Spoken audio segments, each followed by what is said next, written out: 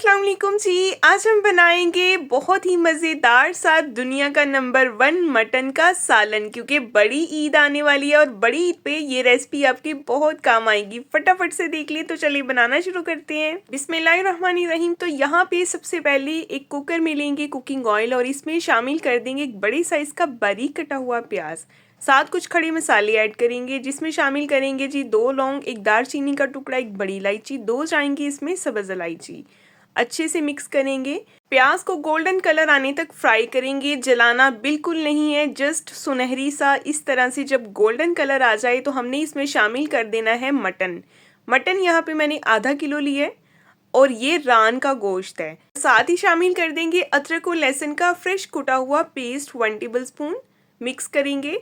अब अदरक लहसुन के पेस्ट के साथ हमने गोश्त को अच्छी तरह से भून लेना है। और साथ ही आपसे गुजारिश है, अगर आप मेरे चैनल पे नए हैं तो सब्सक्राइब कर दें, वीडियो को लाइक कर दें, बेल आइकन को ऑन कर दिया करें ताकि आपको हर नई आने वाली वीडियो का नोटिफिकेशन सबसे पहले मिले। और मेरे व्यूवर्स मुझे कहाँ से वॉच कर रही हैं मुझे फीडबैक में ज़रूर बताइएगा।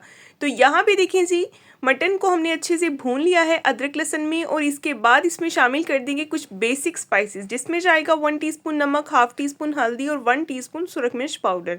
अच्छी तरह से दोबारा मिक्स करेंगे और भून लेंगे 1 से 2 मिनट के लिए, ताकि इन मसालों का कच्चापन जो है वो ख़त्म हो जाए, क्योंकि सुरख मिर्च जो होती है ना, इसको भूनना बहुत ज़रूरी होता है और अगर सुरख मिर्च कच्ची रह जाए तो ये सालन का टेस्ट ख़राब कर देती है। और यहाँ पे मैंने इसमें शामिल कर दिए जी टमाटर, 2 मीडियम साइज़ के टमाटर छोटा छोटा सा काट लिया है, इनका छिलका मैंने उतार दिया था।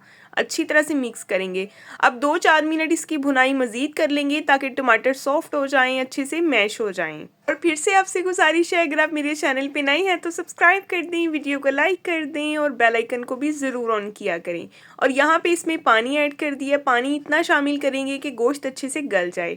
अब मैं इसको लगाऊंगी स्टीम कम से कम 10 से 15 मिनट की। आप जब इस तरह से इंशाल्लाह ये सालन बनाएंगे तो आपको ये बहुत पसंद आएगा। तो यहाँ पे देखें 15 मिनट की स्टीम के बाद आपके सामने इसकी कंडीशन है।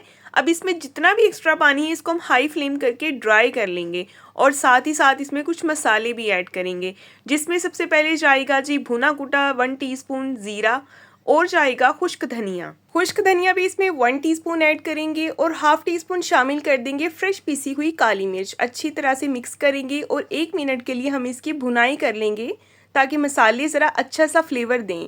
और साथ इसमें शामिल कर देंगे हम थोड़ा सा दही, तकरीबन यहाँ से 4 to 5 टेबल स्पून मैंने दही ऐड किया है इसमें और मिक्स करेंगे। दही को आपने अच्छी तरह से फेंट के ऐड करना है, इसी तरह से ऐड नहीं करेंगे वरना फिर इसमें लम्स बनेंगे, ठीक है। और जब दही का पानी खुश्क हो जाए तो इसमें शामिल कर देंगे 2 मीडियम साइज के कटे हुए आलू।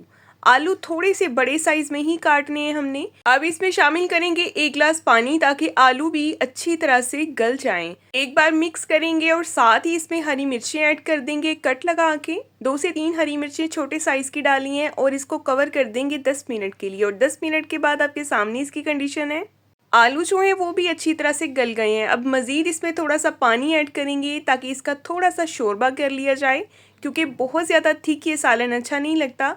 मैंने इसको हल्का सा रनी कर लिया है, ठीक है, ना तो बहुत ज़्यादा पतला शोरबा किए ना ही बहुत ज़्यादा थिक। अब इसमें फ्रेश थोड़ी सी कसूरी मेथी ऐड कर देंगे।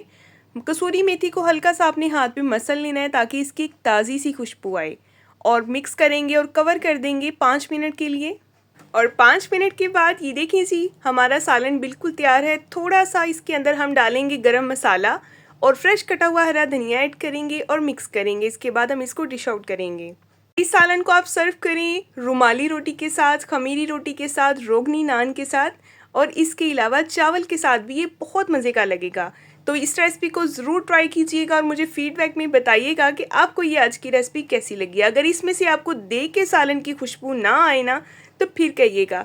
तो नेक्स्ट मिलेंगे इंशाल्लाह एक बहुत ही प्यारी और नई वीडियो के साथ। ये देगी सालन एक बार ज़रूर बनाइएगा, बहुत मज़े का बनेगा। तो नेक्स्ट मिलेंगे कल, तब तक के लिए जी अल्लाह हाफिज़।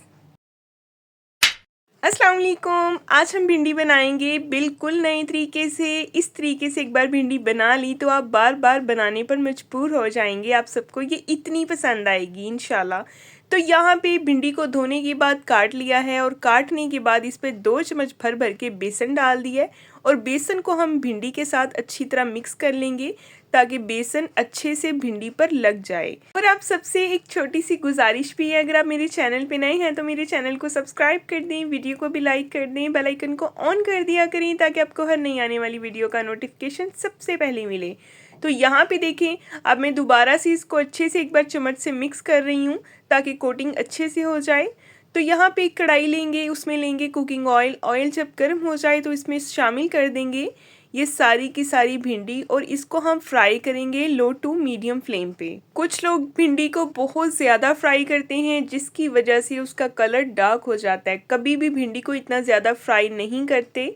तो यहाँ पे देखें, इस तरह से जब आप बेसन लगा के भिंडी को फ्राई कर रहे होंगे तो 1% भी आपको इसमें लेस नहीं नज़र आएगी। लेस इसकी फ़ौरन से ख़त्म हो जाती है तभी जब हम इसके ऊपर बेसन लगाते हैं। तो यहाँ पे भिंडी को मैंने 2 से 3 मिनट ही फ्राई किया और साथ ही इसमें शामिल कर दिया एक बड़े साइज़ का प्याज। प्याज जो है ना तो बहुत ज़्यादा बारीक कटा हुआ होना चाहिए, ना ही बहुत ज़्यादा मोटा। तो यहाँ पे देखें, एक दरमियानी साइज़ का प्याज हमने काटा है। इसको हम भिंडी के साथ ही फ्राई करेंगे।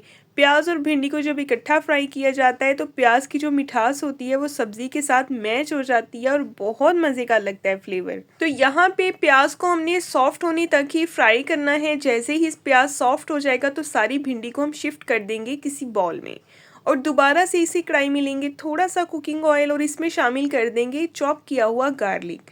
आप ज़्यादा बारीक भी चॉप कर सकते हैं गार्लिक को, मैंने बहुत बारीक चॉप नहीं किया। जैसे ये गोल्डन हुआ है तो इसमें शामिल कर दिए हैं 3 मीडियम साइज़ के रफली कटे हुए टमाटर। टमाटर जो है इनको हमने तब तक पकाना है जब तक ये सॉफ्ट नहीं हो जाते, मेल्ट नहीं हो जाते। तो जैसे ही टमाटर यहाँ पे सॉफ्ट हुए मैंने इसमें शामिल कर दिए हैं लंबाई में बारीक कटी हुई हरी मिर्चें और कुछ स्पाइसेस, जिसमें शामिल किया है 1 टीस्पून नमक, 1 टीस्पून सुरख मिर्च पाउडर और हाफ़ टीस्पून हल्दी पाउडर, हाफ़ टीस्पून खुश्क धनिया पाउडर। अच्छे तरीके से हम इसको मिक्स करेंगे और थोड़ा सा इन मसालों को हम पकने देंगे ताकि इनका कच्चापन ख़त्म हो जाए। याद रखिएगा, इस मसाले में हमने बिल्कुल भी पानी का इस्तेमाल नहीं करना, बल्कि हम इसमें शामिल करेंगे एक छोटी प्याली दही की और अच्छे से हम इसको मिक्स करेंगे और दोबारा से फ्लेम को ऑन कर देंगे। क्योंकि इस बात का तो सभी को पता होगा कि जब भी दही ऐड किया जाता है किसी भी सब्ज़ी में या गोश्त में तो फ्लेम को ऑफ कर देना चाहिए ताकि दही फटे ना। तो यहाँ भी देखें, दही का पानी सारा खुश्क होने के बाद हमने इसमें शामिल कर दिया है जी भिंडी और प्याज और अच्छी तरह से हम इसको एक मिक्स देंगे हल्के हाथ से। बहुत ज़्यादा ओवर मिक्सिंग नहीं करनी क्योंकि भिंडी फिर टूट जाती है और इसके अंदर से बीज बाहर निकल आते हैं जो बिल्कुल अच्छे नहीं लगते और फ्लेवर भी अच्छा नहीं आता। तो यहाँ पे देखिए, मैंने इसको 10 मिनट हल्की आंच पे दम पे रखा था और इसके बाद आपके सामने इसकी कंडीशन है। इतनी प्यारी खुशबू आ रही है और बहुत मज़े का ये सालन बना है। आपने इसको ज़रूर ट्राई करना है। अब लास्ट पे इसमें शामिल कर देंगे हम हरी मिर्चें और फ्रेश कटा हुआ हरा धनिया। एक अच्छा सा मिक्स देंगे। आपको मेरी रेसिपीज़ कैसी लगती हैं मुझे फीडबैक में ज़रूर बताइएगा। मेरी कोशिश होती है कि मैं आप सबके लिए वो रेसिपीज़ लेके आऊँ जो बजट फ्रेंडली हों और सब इजीली उसको बना भी सकें, खा भी सकें और इंजॉय कर सकें। तो यहाँ पे देखिए जी, भिंडी हो गई है तैयार। बहुत मज़ेदार सी हमारी आज बनी है प्याज वाली भिंडी। एक बार ज़रूर ट्राई कीजिएगा, फीडबैक में बताइएगा। नेक्स्ट मिलेंगे कल एक नई वीडियो के साथ, तब तक के लिए जी अल्लाह हाफिज़।